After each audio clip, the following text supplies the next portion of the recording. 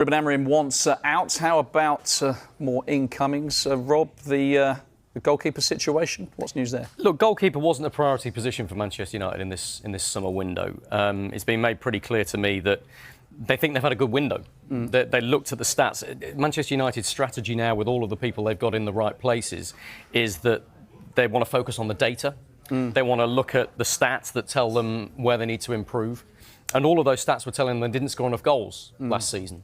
And so that's why they spent over £200 million on 3 new forward players, when a lot of Manchester United fans, I think, were calling out for midfielders and centre-backs maybe. They are calling for a new goalkeeper now, and whilst it wasn't at the top of Manchester United's priority, they see Senne Lammens as a really good option at Royal Antwerp, and he might cost just over £17 million. And I think United's recruitment guys are thinking that's too good an opportunity to miss, to buy up somebody of his talent and strengthening the goalkeeping group for the long term. It's far from certain that he'd come in and be Amorim's number one, and you've got to remember that Andre Onana is expected to leave for the Africa Cup of Nations and miss most of December and January. So they're going to be a goalkeeper down for 2 key months of the season. That's why they're interested. I think they'll get the deal done. But it sounds like Antwerp want to delay it a little bit and make sure that they get the full value for him. So negotiations ongoing as things stand. Yeah, I mean, I'm all for data. And I'm all for improving a forward line if it suggests, that data suggests that the goals haven't been coming. But a lot of Manchester United fans are saying that they need a midfielder because they don't have legs, particularly in that kind of number 6 position where there's quite often 2 of them playing against 3 in there. Forget your inverted fullbacks and stuff. So don't they need to find that position as well? And then that can then lead to patterns of play that will help goal scoring as well. That sounds spot on. There's no data there. That's just a bit of common sense. Well, and that's what a lot of Man United fans are feeling. Like a data analyst. It was really quite impressive, that, wasn't it? But it's also, listen, he's also copying Gary Neville here, because that's what Gary Neville said. I didn't know that. That was all my own work. That's exactly what Gary Neville said. And so if you're agreeing with Gary Neville and a lot of Manchester United fans agree, then I think that's a fair point. My understanding is that United know that they can't solve all of their problems in one transfer window. And so they're almost breaking it down and trying to be very strategic about this. And the focus for this window was up front. And they've brought in 3 world-class players, haven't they? In Benjamin Šeško, Brian Mbeumo and Matheus Cunha. For 200. They haven't scored yet. No, they haven't. It's good data. That's good data. Good data. 0 goals. It's early. What about the XG, though? Oh, exactly. He'll tell you. He'll know. He'll know that. So look, my understanding now is that United would still like to be active in the last 6 days of this window. And that's having sorted out their forward line as far as they see it and their attacking options. Now's when they're looking at goalkeepers and midfielders. I wouldn't be surprised at all if they brought a midfielder in before the window closes, but that may rely on what we've just been talking about, getting Antony out, getting Garnacho out, getting Hojlund out. Yeah. They need to clear some players out of a huge squad, a bloated squad, and they need to free up some money as well. If they do that in the next couple of days, I think they could be busy in the last few days in terms of incomings. Yeah, we will watch this space. Man United's goal scorer this season, Rodrigo. Rasmus Højlund, when he arrived in the Premier League. Fair to say it hasn't happened for him so far. I mean, Rob, what's the latest on his future then? Well, Napoli are still in talks, and our colleagues at Sky Italy feel that they're making pretty good progress. Di Marzio, who we know very well, is a bit of a transfer genius, is all over that one, and he thinks that the player wants to go to Napoli. I think what's interesting is that United have changed their strategy a little bit, and they don't want to let a lot of these players that are surplus to requirements from Ruben Amorim's point of view go on loan without there being some sort of substantive element to it. So United will let Hojlund go, but they want a permanent element to the deal. And I think that suits Hojlund as well. He, from what I'm hearing from his end, he wants a little bit of certainty in his future and where it goes from here. You know, a season on loan in Serie A and then coming back to Old Trafford is not ideal from him. So an obligation to buy. Well, so Napoli seem to favour a loan with an option to buy. Okay. Manchester United are a bit more stringent. If it's not a loan with an obligation to buy, they'd certainly like it to be an obligation if there's a realistic, achievable goals. And that's where I think the discussions are focused at the moment. I think it's pretty ssiller with Garnacho, which Carve's a bit of an expert on. Yeah, I mean, before we get to Garnacho, Carve, we've seen Napoli revive players' careers. Not that Scott McTominay's career was particularly flagging. Certainly going pretty well for Scotland, wasn't he? So this looks on paper like a pretty good move for Hojlund. Brilliant move for him. I mean, he's going to live and work in Naples. He's going to play in front of some of the most passionate supporters in the world.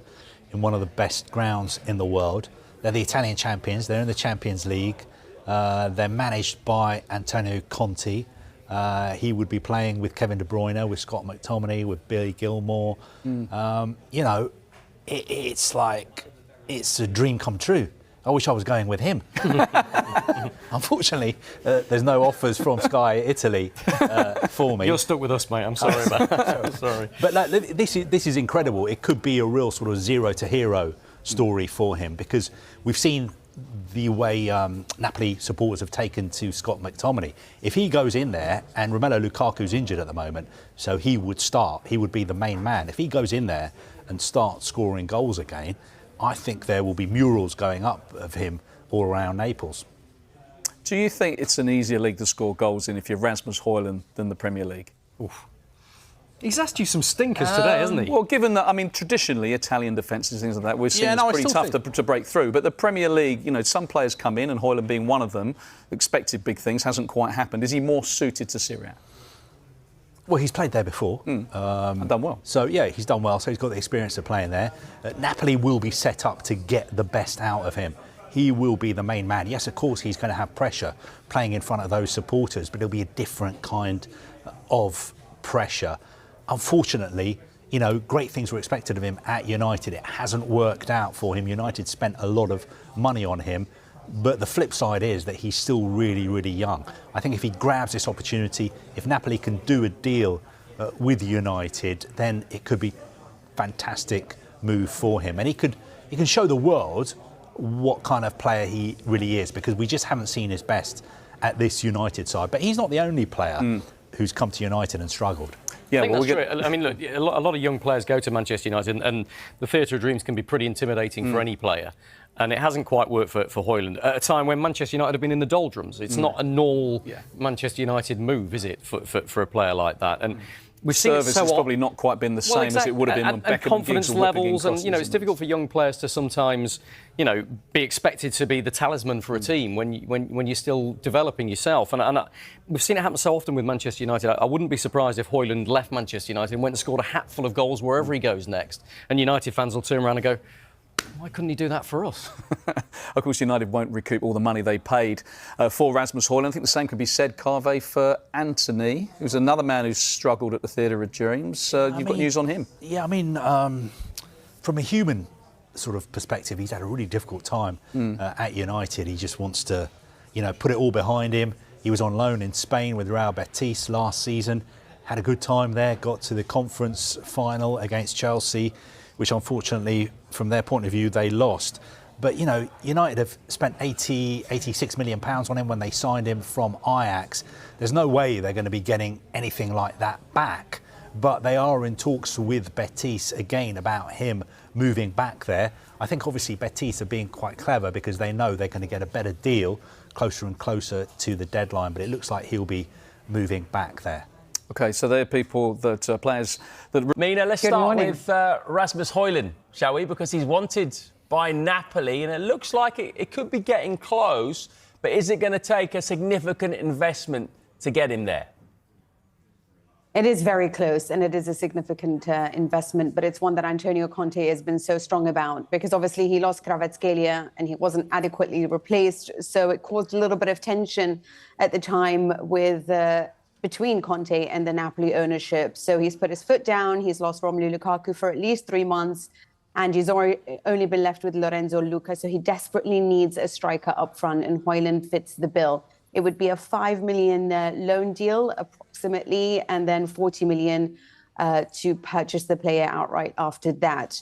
Of course, the deal hinges on whether or not everyone is happy with the fact that this is without an obligation to buy, so I think that Hojlund was a little bit upset about that. He wants to know that his future is clear and that if he does well enough, that he can stay. And I think that looks like it's being resolved right now. So he will be purchased outright if certain appearances or obligations are met. Then he will be a Napoli player for the future.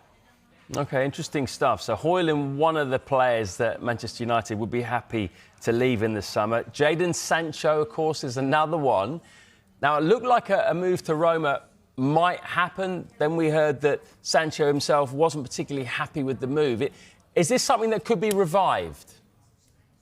Well, it looks so, because Roma director Frederic Massaro is in London right now, and he's going to meet with Jadon Sancho, as well as Chelsea winger Tyreek George. So this is the player, they actually share the same agent. So there's been a bit of a weird thing going on with Roma, because Massaro, the director, has said that there's no motivation on behalf of Jadon Sancho to really push this deal forward and try to make the move happen to Roma.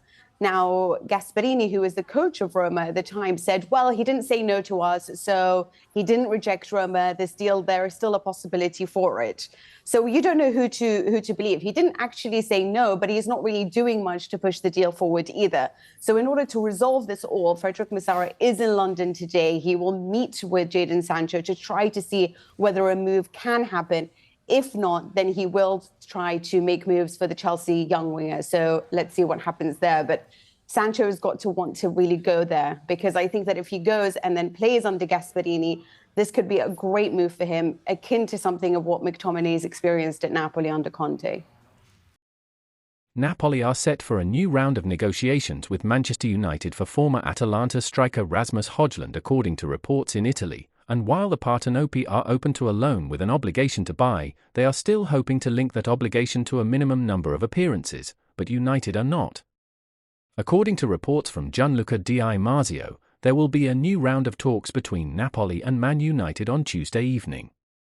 The two clubs will discuss the possibility of a move for Hojlund on loan with an obligation to buy. Tuesday's report claims that Napoli are still hoping to arrange a deal where they are obliged to purchase Hojlund after a certain number of appearances, while United are hoping to agree a loan with an unconditional obligation to buy. Hojlund has been identified as Napoli's first-choice option to replace the injured Romelu Lukaku, who is expected to miss 3 to 4 months of action after limping out of the club's final pre-season friendly of the summer, a 2-1 win over Olympiacos. There have even been reports in Italy that former United midfielder Scott McTominay has been on the phone in an attempt to convince Hojlund to join him at Napoli.